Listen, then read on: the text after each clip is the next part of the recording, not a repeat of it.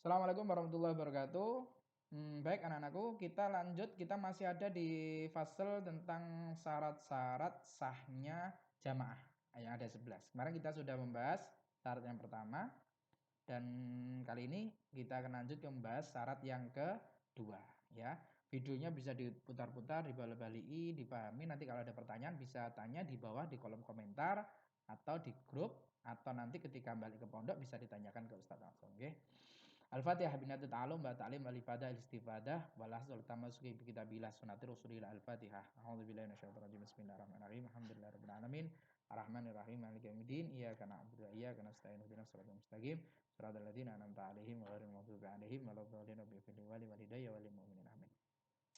Bismillahirrahmanirrahim. Wa qala mu'allif rahimahullahu taala wa nafa'ana bihi bi ulumi fid dharaini amin. Wa qala radhiyallahu asani yang kedua min suruti kedua dari syarat-syarat berjamaah adalah wa alla ya'taqida wujuba qada'iha alaihi. Tidak meyakini wa alla ya'taqida dan tidak meyakini wujuba kewajiban qada'iha mengqadha salat alaihi atas imam.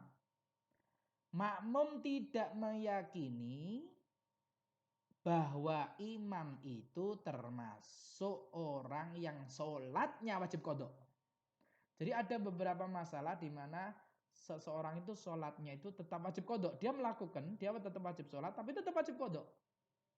Nah, si makmum ini dia tidak meyakini bahwa sholat imam ini adalah sholat yang wajib kodok. Tapi ketika makmum ini meyakini kalau imam ini sholatnya sah dan tidak wajib kodok, di situ sah. Tapi kalau makmum ini meyakini bahwa sholat imam ini wajib kodok, maka makmum ini dia tidak sah berjamaah dengan imam ini. Oke, salah satu contohnya apa? Pertanyaannya adalah, apa Ustadz? Sholat yang wajib tetap kita kodok. Kita ngerjakan wajib tapi tetap wajib ngulangi lagi. Salah satu contohnya dari banyak beberapa contoh, makanya fikih itu luas, kalian harus terus belajar, membaca, ya tidak sembarangan, ada ketentuan-ketentuannya. Semakin kalian belajar akan semakin kalian merasa kurang.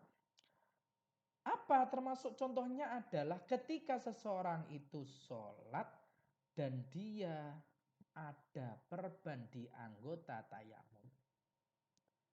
Oke, kita flashback dulu di bab Thaharah, Ustaz sudah menjelaskan.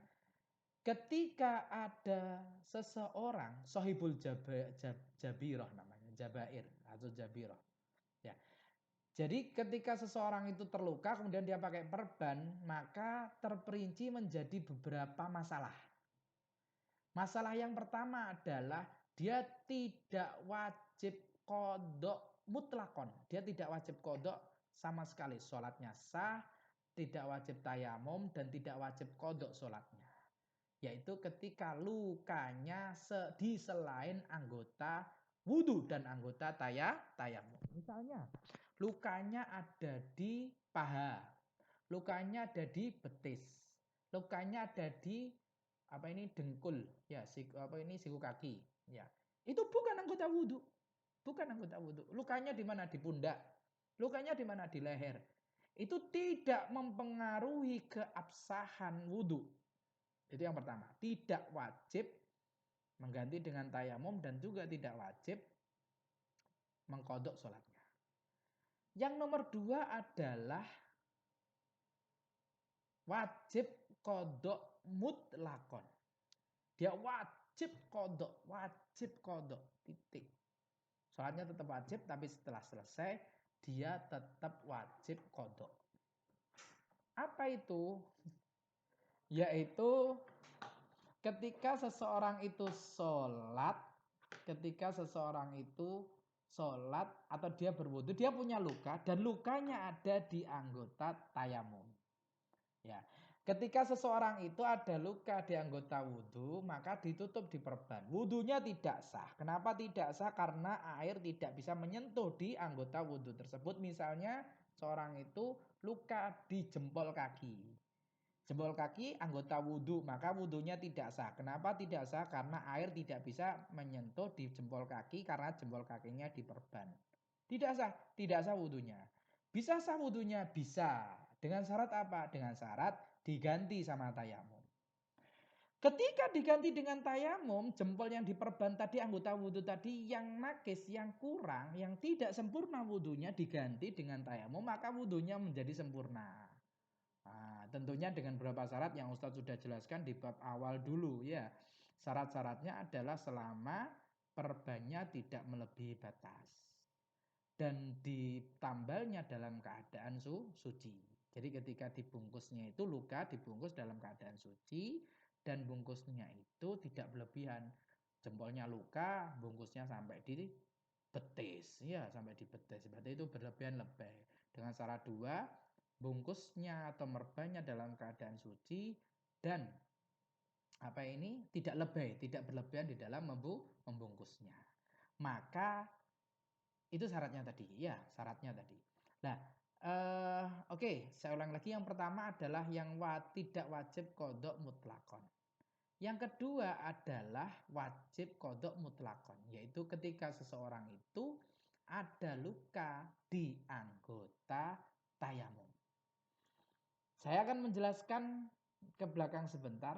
Ketika ada seseorang, ya kan, ketika ada seseorang dia luka di anggota wudhu, selain anggota tayamum, jadi ada anggota wudhu yang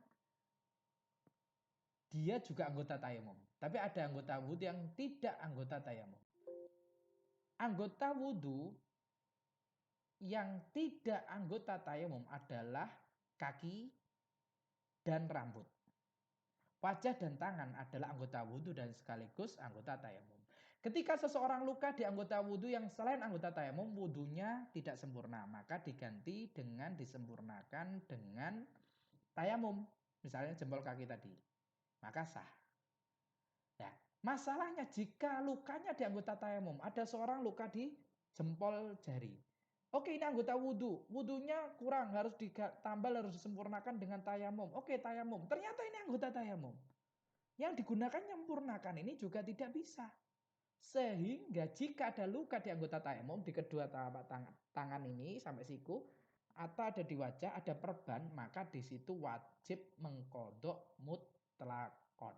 Karena wudhunya tidak sah, pengganti wudhunya pun tidak sah.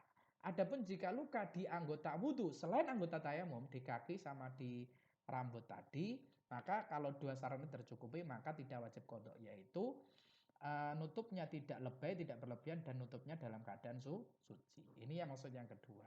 Okay? Jadi tidak meyakini kewajiban kodok sholatnya imam atau alih atas imam. Jadi makmum tidak meyakini bahwa sholatnya imam itu wajib kodok. Salah satu misalnya adalah masalah jabirah. Sekian untuk yang kedua, kita bertemu lagi di pembahasan yang ketiga di syarat satu wajib yang kedua. Sekian, assalamualaikum warahmatullahi wabarakatuh.